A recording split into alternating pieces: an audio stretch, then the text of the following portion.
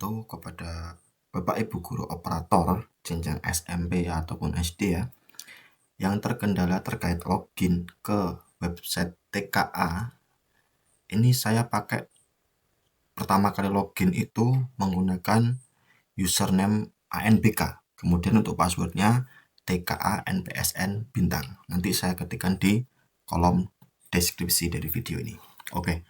Coba kita loginkan dulu untuk mengecek apakah data siswa kita sudah masuk. Kali ini saya akan memberikan sedikit tutorial terkait pengisian infrastruktur sekolah dulu ya Bapak Ibu ya. Nah, yang pertama setelah kita login itu kita isi status dan infrastruktur sekolah dulu. Yang pertama kita isi nama ini, jenjangnya ini kan biasanya otomatis ini. Kemudian email, jumlah peserta tingkat akhir itu berarti jumlah seluruh siswa di tingkat akhir dari sekolah Bapak atau Ibu gitu. Kemudian kita pilih status pelaksanaannya atau mode pelaksanaannya, kita mandiri atau menumpang.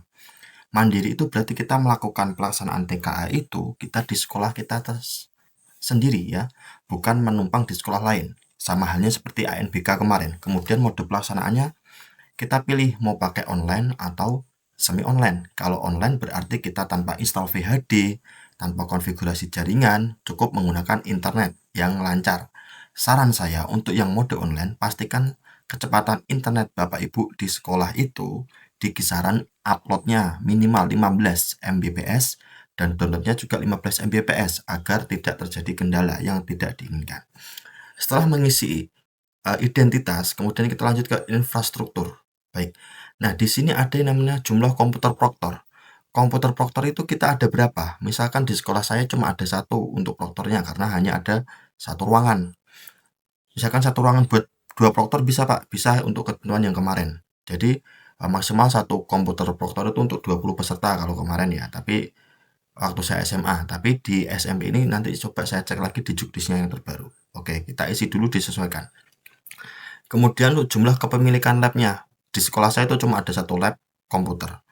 Kemudian jumlah kliennya itu ada berapa? Di saya ada 16. Klien itu berarti komputer yang dipakai untuk peserta TKA.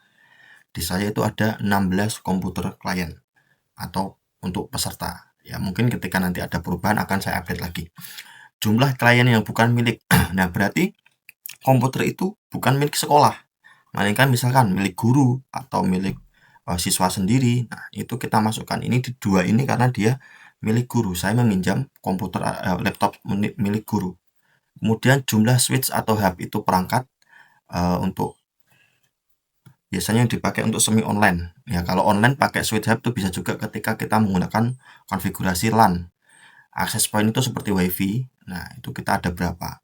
Jumlah sumber listriknya apa? PLN. Dayanya berapa? 1300. Kemudian ISP itu apa? Nomor provider kita apa? Kalau yang Bapak Ibu dipakai WiFi, biasanya itu ada MyRepublic, IndiHome, Iconet. Nah, ini ya. Karena saya di sini itu pakai yang namanya internet desa atau internet dari perusahaan desa itu, kita pakai yang namanya lainnya kabel serat optik ini. Kemudian bandwidth saya itu di sekolah itu ada 15 Mbps ya untuk upload downloadnya. Kalau udah kita simpan. Nah, kita simpan di sini. Oke.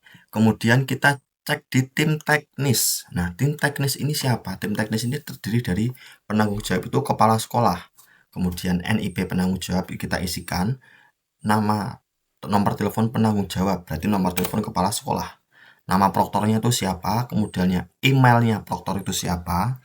Nomor HP proktornya berapa? Nama teknisinya siapa? Email teknisinya dan nomor HP dari si teknisi. Karena di sini saya proktor dan teknisi sendiri, jadi ini di sini saya isi dengan nama saya sendiri. Begitu ya Bapak Ibu ya. Ini untuk pengisian data tim teknis. Kalau sudah kita simpan. Nah, kalau udah seperti ini, kita cetak surat kesiapan. Nah, di dalam surat kesiapan ini ada tanda tangan tim verifikasi. Ini tanda tangan kepala sekolah, ini tanda tangan tim verifikasi. Tim verifikasi ini adalah tanda tangan dari dinas kabupaten kota setempat untuk SD dan SMP ya. Kalau di sini seperti itu, kemarin sudah dimintakan, ini sudah ditandatangan kepala sekolah, kemudian ini ditandatangan oleh tim teknis dari dinas kabupaten kota setempat. Oke, ini kita cetak dulu, setelah itu kita tunggu kalau sudah ada, diberikan lagi tanda tangan dari tim verifikasi, kita upload nanti di sini. Baik. Nah, setelah itu untuk komputer proktor ini, ini belum ada datanya. Nah, sementara kita isi dulu di status dan infrastruktur. Kemudian untuk data peserta didik. Data peserta didik ini, nah di saya ini sudah saya import. Ini saya lakukan ketika saya setelah selesai melakukan sinkronisasi Dapodik versi 2026.b dan data siswa itu sudah update yang terbaru. Oke, kita lakukan impor biodata ulang. Baik, kita lakukan impor biodata ulang. Kita centang dulu ini, kita lakukan impor biodata. Di sini masih terdata 0 ya, karena mungkin belum masuk datanya. Kita coba import aja apakah dia bisa masuk. Tetapi kalau Bapak Ibu nanti ketika sudah melakukan import tapi kok belum masuk, coba sinkronisasi ulang Dapodik. Bagi yang jenjang SD mungkin kita menunggu dulu. Bagi yang SMP kebanyakan sudah bisa. Ya, kita lakukan import biodata. Nah, proses import data sudah selesai. Oke, kita klik OK. Nah, sini sudah ada ya, 48 siswa masuk. Berarti siswa saya ini semua sudah masuk ya. Laki-laki ada 28, perempuan 20, dan total pesertanya ada 48 peserta untuk TKA. Seperti itu ya Bapak Ibu, mungkin bisa dipahami. Oke, next. Kita cek daftar peserta. Nah, di pendaftaran peserta ini, di pendaftaran peserta ini belum bisa kita ubah. Ya, di sini kita belum bisa merubah ini. Kita tunggu